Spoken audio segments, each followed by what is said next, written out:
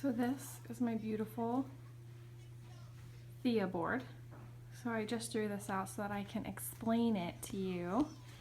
So we're gonna start here because I like to learn with pictures, so it's easier for me to explain. And this is a red velvet cupcake, and he is saying, "Eat me." And so you eat him in your mouth. And that's where digestion begins. So you have enzymes in your mouth that break down carbs and fats and proteins. And then it goes into your belly, also known as your stomach. So then your stomach actually doesn't digest any carbs. It only has enzymes to digest proteins and fats. And think of it as kind of like a washing machine. It doesn't really break anything down. It kind of just swooshes it around in the acid, and the acid helps make it into like smaller little pieces in your stomach.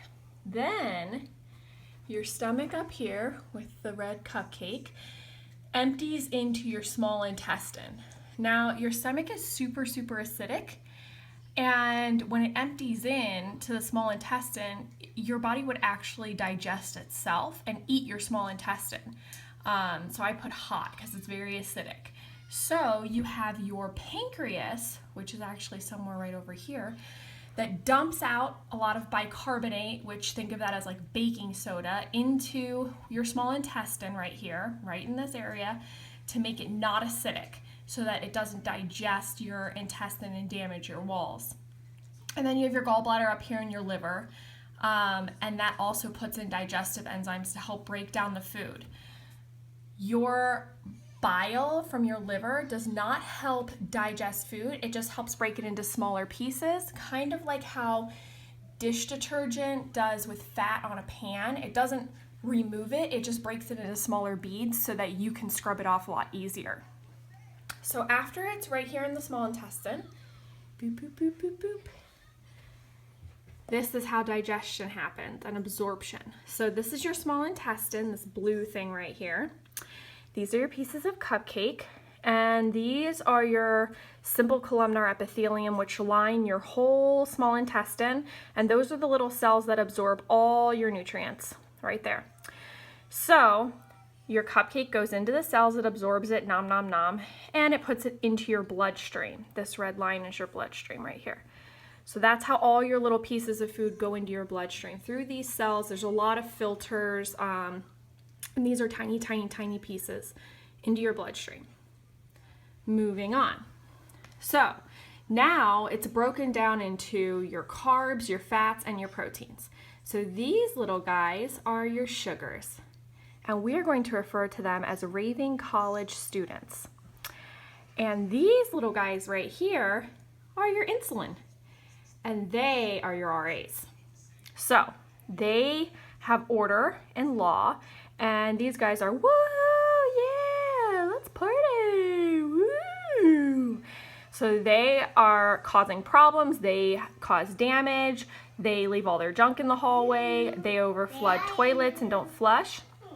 So these guys need to be put back where they belong. It can't be running through the hallways and all over campus causing problems. They need to go back to their rooms, back to their classrooms and study, okay? So these RAs help grab these little college students, which are your sugars, and boop, put them away. So where do they put them away? Into your fat cells. So your fat cells, nom, nom, nom, nom, nom, get in my belly, say, feed me, I want this sugar. And your RAs, which are your insulin, dock onto insulin receptors. So think the RAs have the key to get into the room. They unlock the room and they throw the sugar in the room and lock it behind them and say, you stay there, you're not causing trouble, I'm not cleaning up any more messes, get in his belly. So the fat cells take in the sugar, and the more sugar they take, the more bloop, bloop, bloop, bloop, they get bigger, and that's how our fat cells get bigger. And the reason your body does this is because insulin is a poison and is toxic to your, or not insulin, sugar is a poison and is toxic to your body.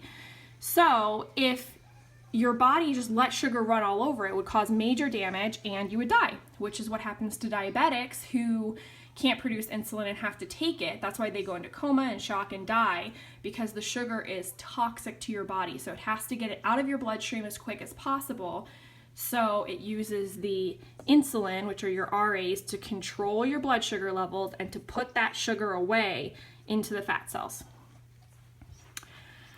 Now, there's another way that your body uses to control these naughty little sugars. Here are the RAs, they're grabbing it. So insulin's always present when there's sugar in your bloodstream.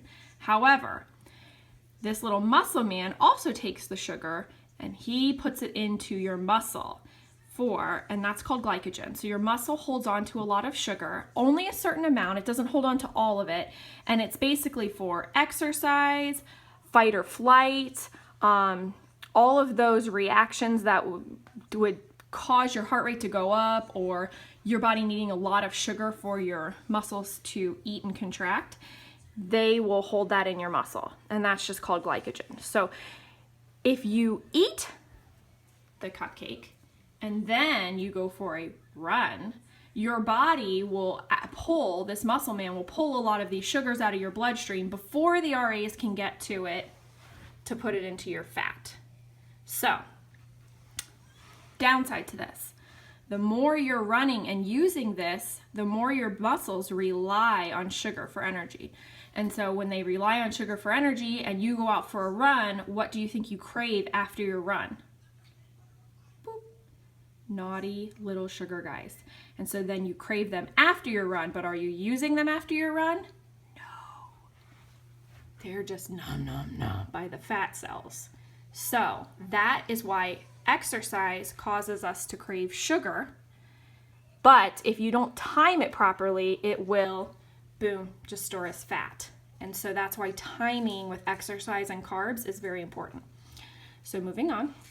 Now, what happens when we eat sugar all the time, too often, and spike our blood sugar? And a lot of the time people say, well, I don't eat it all the time, maybe just a few times a day. But any carbs, any sugars, anything like that are going to trigger your insulin, okay?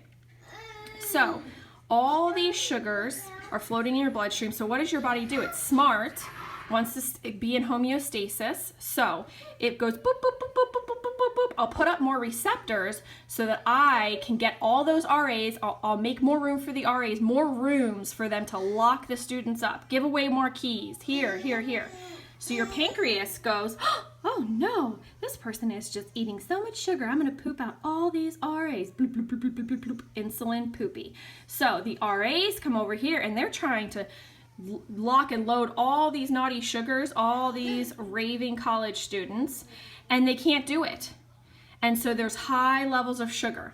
This is when people get a blood test and doctor tells them you are pre-diabetic because their blood sugar is too high and their body is not efficient anymore at regulating it. Pancreas is pooping out insulin, body's making tons of receptors, but there is too much sugar to control. The college students are taking over the campus, okay? So it's like that San Diego or San Bernardino or wherever that college is where all the people are rioting. This is the rioting. This is where they're being naughty. So then your brain, who will only tolerate so much, goes, no, we are not playing this game. I'm shutting down receptors. He's like, there's too many receptors. There's too much craziness going on. The pancreas is like, I can't keep up. I'm pooping insulin. So he goes, no. So he starts shutting off receptors, okay? So all these receptors, bloop, bloop, are being removed. Oh no, now there's more chaos, because how are they going to lock up all these sugars if there's no receptors? And this is insulin resistancy. So even though you have the receptors, they become numb. The keys don't work anymore. Someone changed the locks, and the insulin cannot get inside your fat cells. And that is insulin resistancy. So when you become resistant to the RAs and they lose control of the campus, they can't do anything. Now the sugar is running crazy. It's all in the bloodstream. The fat cells can't get it into their bellies. So technically, people who have insulin resistancy are going through a form of essentially starvation. They're still getting micronutrients and stuff, but basically they're not utilizing sugar properly. They're not storing fat properly. and they become very lethargic, headaches. People who are insulin resistant tend to hold fat by their bra line, stomach love handles, triceps. That tends to show insulin resistancy. So I hope that kind of explains it and makes it a little bit easier for why I say that you have to lower your carb and sugar intake when you want to stop storing it in fat. And basically, once you get rid of all of these guys and your body doesn't have sugar to rely on and crave all the time, they have to start pulling the fat from the fat cells, because fat is your most efficient form of energy and the most readily available for your body. Then your body has to start pulling the fat out of here and using it, and then these guys get smaller because they're not holding as much fat. Your body's using the fat for energy, and it's not relying on all these sugary guys that take over and cause havoc everywhere.